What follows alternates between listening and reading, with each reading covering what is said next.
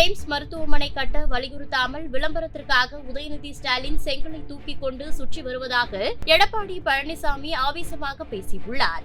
10 ஆண்டு கால அதிமுக ஆட்சியிலே என்னென்ன திட்டங்களை கொண்டு வந்தோம் என்று புள்ளி விவரத்தோடு அவர்கள் குறிப்பிட்டார்களே. ஒரே ஆண்டில் 11 மருத்துவக் கல்லூரியை கொண்டு வந்த சாதனை படைத்த அரசாங்கம் அதிமுக அரசாங்கம்.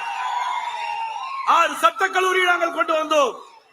பாலிடெக்னிக் கல்லூரி, பொறியியல் கல்லூரி, வேளாண்மை கல்லூரி, கால்நடை மருத்துவக் கல்லூரி, ஆராய்ச்சி நிலையம், இப்படி எண்ணற்ற கல்லூரிகளை கொண்டு வந்து தமிழகம் கல்வியிலே சிறந்த மாநிலம் என்ற பெயரை எடுத்தோம். ஸ்டாலின் அவர்களே, நாங்களா தமிழ்நாட்டை கெடுத்தோம்?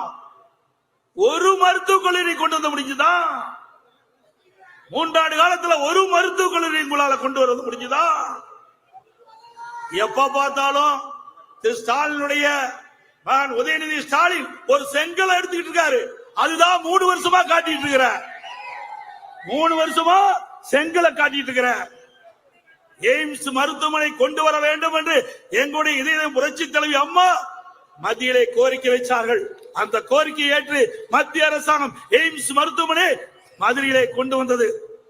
நாங்களும் அந்த எய்ம்ஸ் மருத்துவமனையை விரைந்து கட்ட வேண்டும் என்று பல முறை நாங்கள் மத்திய அரசிலே வற்புறுத்தியிருக்கிறோம்.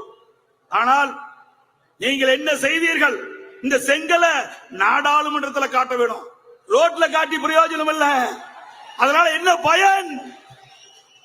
விளம்பரத்திற்காக செங்கலை தூக்கி காட்டுறார்.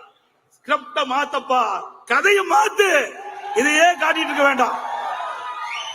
செய்திகளை உள்ளது உள்ளபடி தெரிந்து கொள்ள ரெஃப்ளெக்ட் நியூஸை சப்ஸ்கிரைப் பண்ணுங்க.